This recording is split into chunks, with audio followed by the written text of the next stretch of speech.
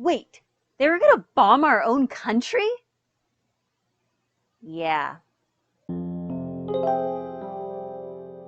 Bad news first.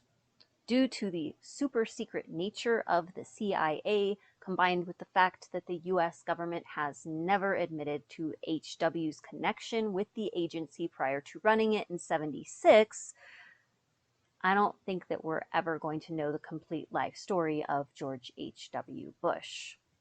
The good news is there's actually a lot of evidence, circumstantial, testimonial, and even hard evidence, that the whole time H.W. was supposedly working in the oil industry, so from 1948 until 1966, he was actually working with the CIA. In fact, there are so many pieces of evidence in the case for HW's double life that I was forced to break this section into chapters. So let's start at the beginning, huh? If there was a poster child for CIA recruits back in the 40s and 50s, it could have been HW. I mean, the CIA in its early years was a rather waspy institution. It was full up of rich, well-connected white guys with Ivy League educations who were also young and athletic. I mean, Langley was a monotone sausage fest of privilege back then. Due to this preference, the CIA's favorite recruiting grounds were Ivy League schools, and Yale, HW's alma mater, was considered to be the CIA's biggest feeder, according to at least one former agent. Now, Skull and Bones housed the creme de la creme of Yale and was also the secretest of secret Yale societies, so that made it the perfect recruiting grounds for the CIA. And according to Kitty, Bonesmen were so heavily recruited into the agency that they came to refer to Langley as the Home Office. HW was at the top of his class at Yale, both in athletics and in academics, and he was chosen by a future CIA agent to be the king of his class as Skull and Bones leader his senior year. So HW was the creme de la creme de la creme. And it just so happens that HW already had an intelligence background before he even began attending Yale, because in World War II, he had flown missions for naval intelligence in an operation called SNAPSHOT that was designed to gain intel on Japan's Navy and their land-based defenses by taking aerial photographs. SNAPSHOT was a top-secret operation, and according to one of the photographers involved, HW was the very best pilot flying those missions. And coincidentally, the very first ever Director of Central Intelligence, Sidney SOUERS, well, he was the Deputy Director of Naval Intelligence in World War II at the very same time HW was flying those missions. SOUERS went on to become the Chief of Central Intelligence while HW was attending Yale. So George was a model candidate for recruitment who happened to live at the CIA's #1 recruiting grounds and had a previous relationship with the current head of Central Intelligence working on intelligence matters for him during World War II. These things taken together leave almost no doubt that the CIA would have at least tried to recruit George, and George would have been very aware of his opportunities over at the Home Office throughout his college years. But that's just the first chapter. Directly after college, HW went to work for Dresser Industries. Now, according to the accepted narrative, he went to Dresser to learn the ropes in the oil business from his dad's good friend Neil Mallon, whom George referred to as Uncle Neil. Now, this man was George's biggest benefactor throughout his years in the oil industry, to the point that George even named a son after him. First and last name and everything. Weird. Now, Dresser was one of the biggest oil equipment companies in the world back then, but according to Trento's sources, it also had a very long history of providing cover jobs to CIA agents. You see, Uncle Neil's company sold drilling equipment all over the world, and that made it a fantastic cover for CIA agents to travel under. Not relying wholly on circumstantial evidence on this one. According to the CIA's own former Assistant Director of Covert Operations, Robert T. Crowley, as well as the longtime intelligence officer, William Corson, H.W. was officially considered a CIA business asset during his time at Dresser. So, according to people who would know, H.W.'s actual father wasn't even the only father figure in his life who had a long-time relationship with the CIA. And George went on to become a CIA asset directly after graduating from Yale. Next chapter. In 1953, H.W. left Dresser Industries after he had pooled his resources and used his wealthy East Coast connections to muster enough dough to start his own oil exploration company. He named it Zapata Oil. And that's actually not very surprising, right? Like, it seems like the obvious next step for a wealthy, well-connected young man. But Trento and his informants throw a wrench into that whole narrative, arguing that Zapata was set up as a front company for the CIA. Trento goes on to explain that one reason that the CIA enjoyed recruiting so many wealthy young men was that it enabled them to set up a lot of shell companies. The CIA could then use those companies to help launder money and pay bribes and do other nefarious CIA things. This privatization model worked because there's nothing suspicious about a wealthy young man going into business for himself. The oil industry was a perfect business to go into if you wanted to be a CIA asset because, like we learned at Dresser, this industry provides near limitless excuses for travel. And travel George did. While at Zapata, he was in Asia, he was in the Middle East, and he spent a lot of time in South and Central America and the Caribbean. But why would Bush go through the trouble of setting up his own business if he was already working as a CIA asset with Dresser? Glad you asked. According to Crowley, he said it was just much easier to set people up in business like Bush than continuously manage CIA connections with already established companies. Of course, the benefits go both ways because setting up his own business gave George the opportunity to play the part of a wealthy young entrepreneur while at the same time assisting the CIA with top secret operations. But in case the word of the CIA's own former Assistant Director of Covert Operations isn't enough for you, don't worry, there's more. There are actually multiple CIA memos that mention Bush's name alongside what was apparently one of his business partners, Thomas Devine. Now, this was strange to me because Devine was never mentioned by either Kitty or Meacham, but according to this memo, Devine actually retired from the CIA in order to found Zapata with Bush. Baker calculated that Devine would have been only 27 years old at the time of his retirement from the CIA. And he goes on to note that due to the intensity and the extreme cost of training a CIA agent, retirement at such a young age would be incredibly uncommon. And another CIA memo goes on to basically confirm this by showing that Devine was working as a CIA business asset under Project WUBRINY from 1963 until 1968. Bush and Devine were still operating Zapata together for much of that time, so this makes Devine's retirement look even more like an in-company transfer. Now, this CIA memo goes on to explain that Bush was made aware of the top secret Operation WUBRINY while he was running Zapata with Devine.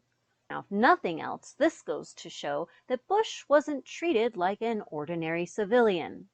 Why would a trustworthy and competent CIA asset share top secret information with a civilian?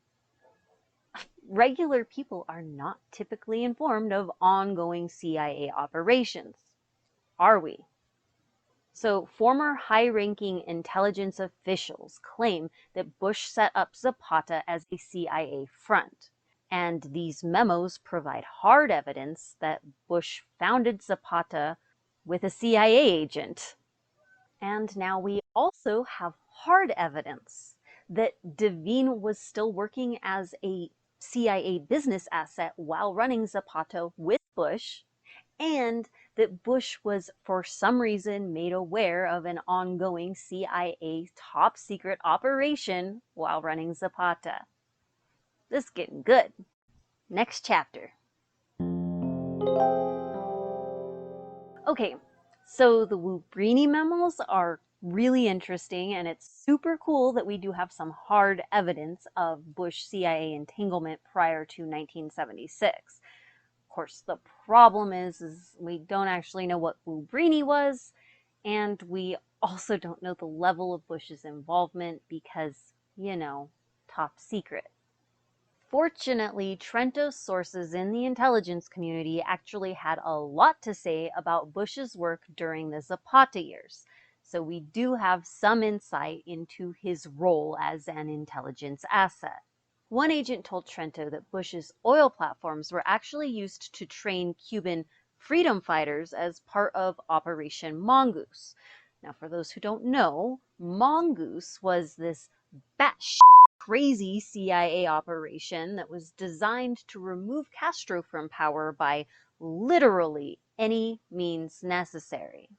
Now, given that these were the same people who were absolutely okie dokie with modern day slavery so long as it produced cheap bananas, you can imagine what that means. Wait, they were gonna bomb our own country? Yeah. I mean, even Wikipedia, which is generally pretty forgiving of US foreign policy, accurately sums up Mongoose as an extensive campaign of terrorist attacks against civilians and covert operations carried out by the US CIA in Cuba. So one anonymous agent said that Bush was involved in Mongoose, but another agent went on the record with information that aligns with that claim. John Sherwood, a former CIA agent who was on the Cuba task force, said that Bush's oil platforms were also set to be used as launch points for the ultimately disastrous Bay of Pigs invasion of Cuba. That would be the same event that ended up getting Bush family friend Allen Dulles sacked as CIA chief. Remember? Prescott was like super bummed about it for the rest of his life. Well, Operation Mongoose began after Allen's exit and was launched by the new CIA chief and new friend of Prescott's, John McCone. Both operations were designed to remove Castro from power. Both operations were, boy howdy, spectacular failures. And apparently, both operations utilized oil platforms in the Caribbean that were owned by Prescott's son, George H.W. Bush. Sherwood also disclosed that Bush aided the CIA by paying off politicians in Mexico, Guatemala, Costa Rica, and elsewhere, and that he disguised the payments by making them look like oil deals.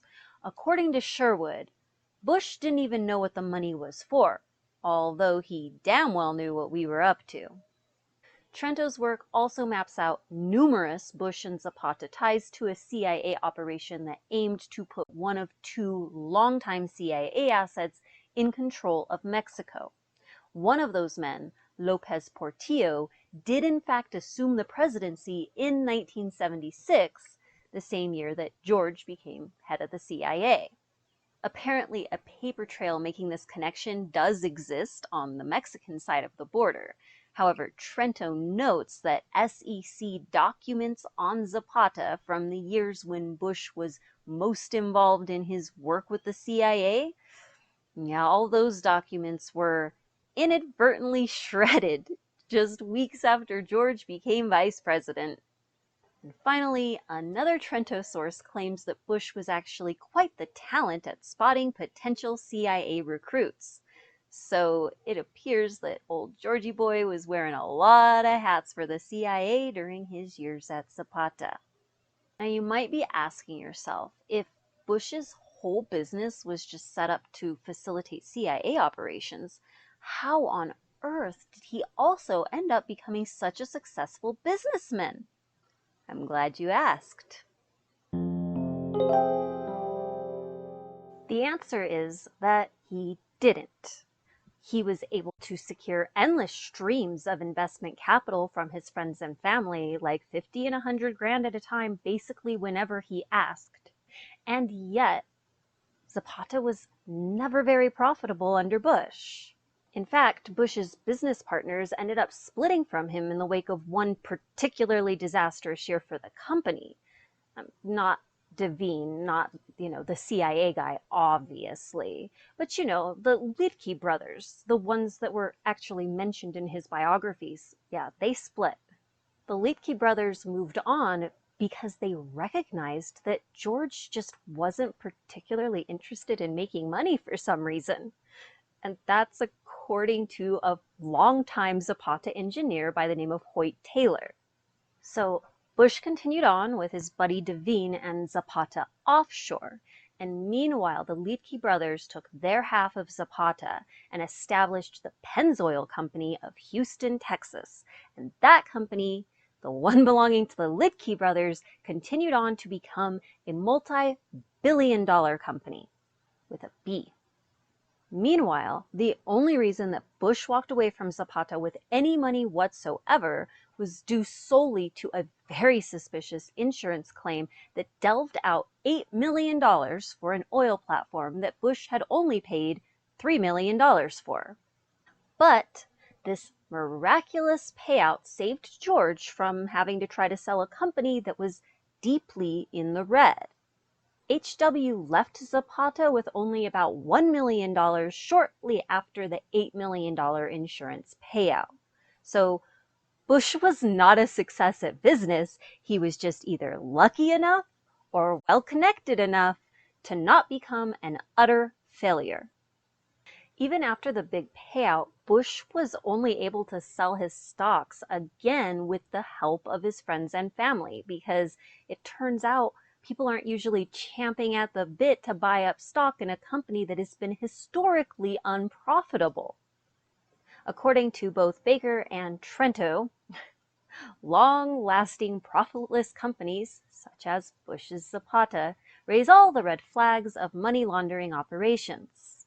So it looks like a duck, it quacks like a duck, and a bunch of duck experts went on the record to say it's a duck. Now, is it possible that George was just a bad businessman who started and built up his own company and ran it for well over a decade, but for whatever reason just never really cared about making money? Sure, of course, anything's possible. But when you combine that with all of the other evidence and testimony from ranking former intelligence officials, it just seems pretty clear to me that George was leading a double life. And just wait, there's more.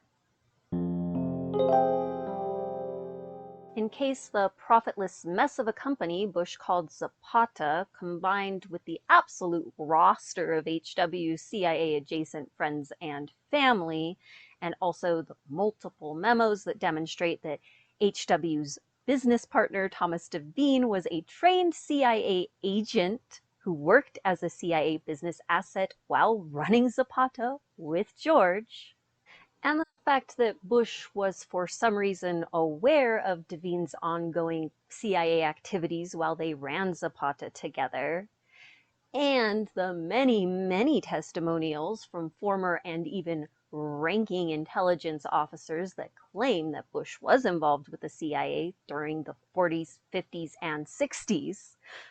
In case all of that is not enough to convince you that HW was in fact leading a double life, there is just one more cute little story I would like to share with you. This is an FBI memo from J. Edgar Hoover regarding the Kennedy assassination. And if you look real close, right down there at the very bottom, you can see that the information was provided by George Bush of the CIA. So when the CIA was asked about this in 1988 by the journalist Joseph McBride, he asked, is this George Bush like the same guy currently running for president? And the CIA said, we don't actually have a way to look into that. Actually, I can neither confirm nor deny that. Yeah, the CIA's first move was to claim that they didn't have the resources to find out if current presidential candidate George H.W. Bush had ever worked for them. But then, of course, the story started gaining traction, and so the CIA came out and said resoundingly that it was definitely a different George Bush. But on follow-up, they said, well, yeah, I mean, we can't prove it because we've lost track of that guy. You're just gonna have to take our word for it.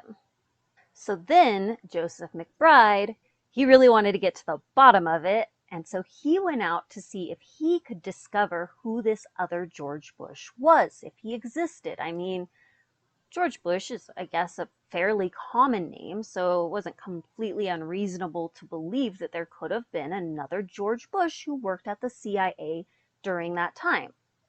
McBride actually was able to find another George Bush who worked for the CIA at the time of the memo. He actually found him living pretty close to CIA headquarters at Langley, which is kind of funny that, you know, the most powerful intelligence agency in the history of the world was incapable of finding a former agent living in their own backyard, but, you know, whatever. But maybe the CIA didn't actually want to find the other George Bush, because when Joseph McBride sat down to talk to him, while he confirmed that yes, he worked for the CIA at the time of the memo, he also stated unequivocally that the George Bush of the memo was definitely not him. Just how common is that name again? I mean, I get that this part by itself, just the memo, it's not enough to prove unequivocally that HW was a CIA agent. I mean, obviously, there could be yet another George Bush who was working at the CIA during that time. It's totally possible. But once you combine it with all the other evidence and testimony, it's kind of just a nice cherry on top to the HW double life segment. So I don't know about you, but obviously I am pretty convinced that HW was in fact a CIA asset from 1948 until at least 1966, when he sold his company and decided to focus full-time on politics. I just find it hard to believe that that many former intelligence agents would make this up. I mean, what do they have to gain from it? And then once you add in the Devine memos, as well as like the piles and piles of circumstantial evidence, it just seems clear to me that HW was CIA for a long, long time. If true, that means that HW lied to the American public about who he really was. Now, of course, all politicians do that. But this case is legitimately different because HW's rise to power happened during a time when public opinion of the CIA was at an all-time low. I think it's fair to say that George would never have been elected president if the American public knew that he was working closely with the CIA during a time when they were constantly toppling democracies abroad and experimenting on / sacrificing the lives of US citizens at home. George rose up to the very highest political peaks, in part through democratic processes, while secretly being a poster boy for the most undemocratic and loathsome institution in the nation. And what's worse is the idea that perhaps, just like Daddy Prescott, George didn't actually allow his political career to interfere with his work for the CIA. Bonus chapter.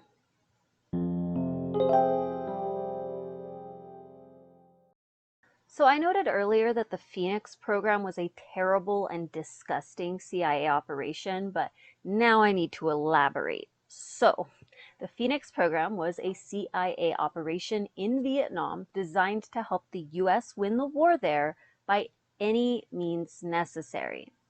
The Phoenix program built concentration camps and trained a secret Vietnamese police who operated as death squads. These butchers kidnapped tens of thousands of Vietnamese civilians and subjected them to starvation, execution, and other forms of torture in a campaign of terror that was waged not just against the Viet Cong, but against anybody who refused to take a side in the Vietnamese Civil War.